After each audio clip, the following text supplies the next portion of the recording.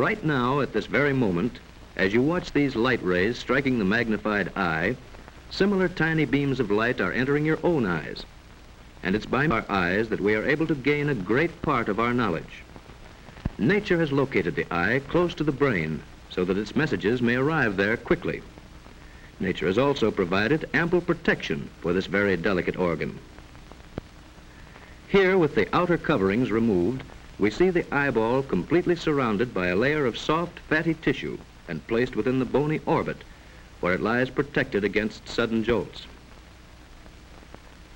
Seen from the side, the protected position of the eyeball within its funnel-shaped eye socket is shown still more clearly. Once again, we see the fatty cushion which protects it on all sides. Note this white stalk, which is the optic nerve, and also these muscles which move the eyeball. This is the empty eye socket within the skull, with its bony walls inside and the rim of the bony orbit in front.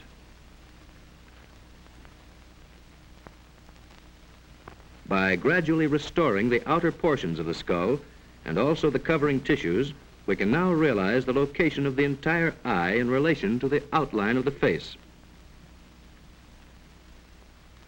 Another important safeguard to the eye is the tear gland, which secretes the tear fluid.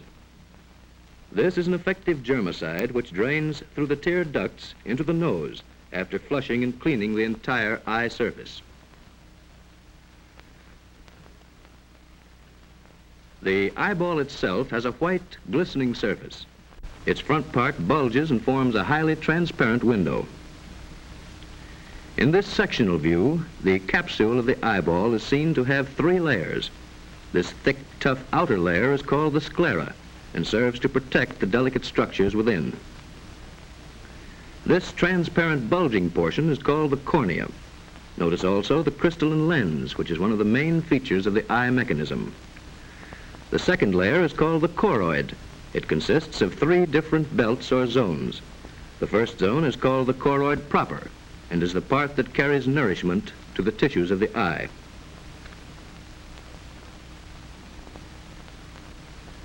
The next zone is called the ciliary body. This is a broad ring-shaped band of thin muscle fibers which play a very active and vital part in the visual adjustment of the eye.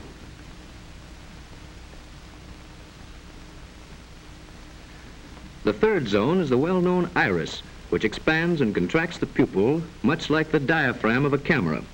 The iris will soon be described in greater detail.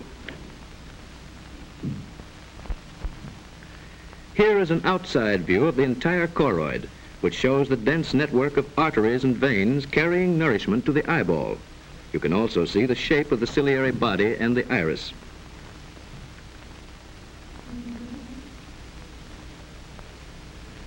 The innermost layer of the eyeball is the retina, a very delicate membrane. The retina is actually a part of the optic nerve which transmits the light impulses to our brain. The retina is the most important and complex structure in the eyeball. Magnified many hundred times, the retina is seen to consist of this complicated arrangement of rods and cones, which convert light waves into nerve impulses in some manner which even science of today cannot fully explain. Between the lens and the cornea is the aqueous humor, consisting mostly of water and a little salt. This larger space within the eye is filled with the vitreous humor or body, consisting chiefly of water with some salt and albumin. The vitreous humor is really a highly transparent jelly and plays a very important part in the act of visual adjustment. Thus, light rays entering the eye must pass in succession through first the cornea, second the aqueous humor, third the pupil, fourth the crystalline lens, and fifth the vitreous humor in order to reach their destination, the retina.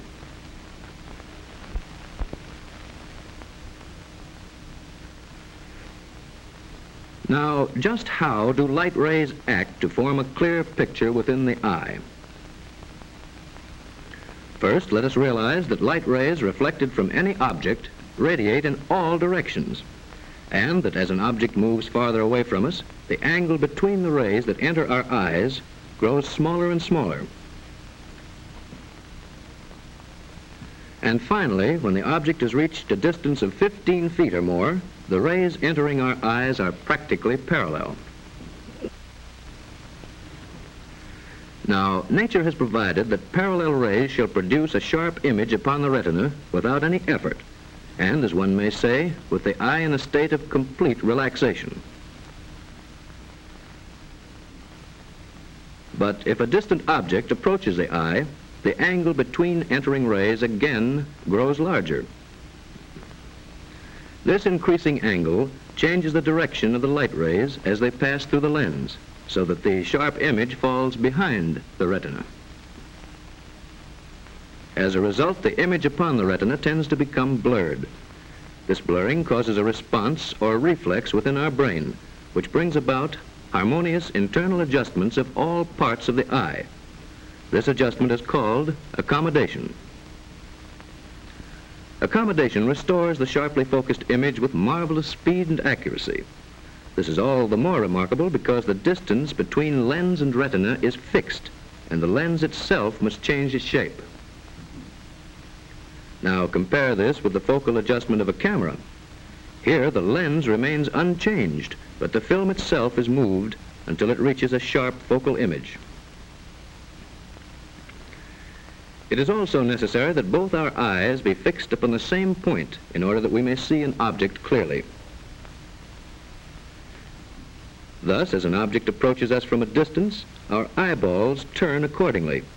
This movement is called the convergence of visual axes. This action is shown here as the object approaches and recedes.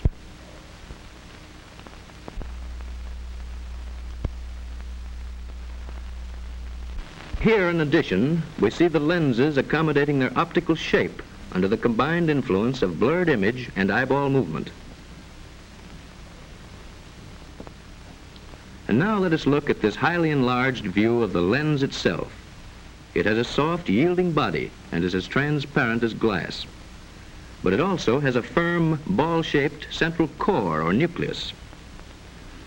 It is contained within a thin, elastic membrane and is suspended all around by a spoke-like arrangement of delicate threads or ligaments. The lens itself lies between two liquids. These liquids can exert pressure. All liquids cannot be compressed. You may ask then, how is this soft, pliable body of the lens made to take on the different degrees of convexity necessary for accommodation? In order to explain this, let us again call attention to the important ciliary muscle, which we see here in the diagram. This muscle is shaped like a broad ring which can expand and contract. Whenever it does contract, it must press upon the non-elastic vitreous humor. This liquid is confined within the rigid capsule of the eyeball and must, therefore, exert pressure upon the lens. Now, the lens as a whole cannot give way against the equally non-elastic aqueous humor and its confining cornea. So the only part which can possibly yield to the pressure of the vitreous humor, or body, is the soft substance of the lens.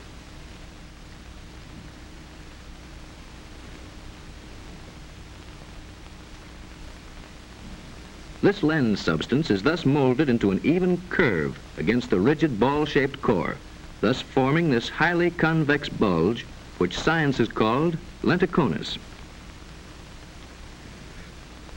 So whenever the image upon the retina becomes blurred, the brain automatically causes the ciliary muscle to contract or to relax until the lens has attained just the right shape to restore a sharply defined image upon the retina. This is the remaining portion of the choroid, called the iris, with its central opening, the pupil. Like the diaphragm of a camera, the iris regulates the amount of light and sharpens the image upon the retina. The iris acts automatically, and so is an important link in the process of accommodation.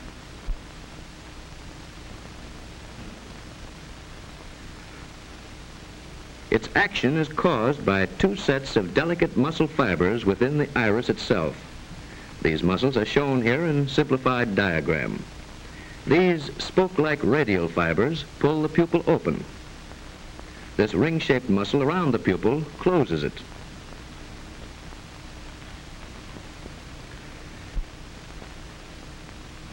In this side view, we see the opening and closing of the pupil, so that we may more clearly understand another important part played by the iris. Whenever demanded by conditions, the lens acquires this peculiar bulge called lenticonus. This cone-shaped curve at first causes light rays to become distorted into aberrations upon the retina. As a result of these distortions, the pupil now contracts until the diffused rays have been shut away and only a clear image remains upon the retina. These interesting mechanics of the lens are not generally known, and the facts presented here have only recently been accepted by science. It is well for us to know that our eyes are one of our greatest gifts of nature and are indeed worthy of our constant care and protection.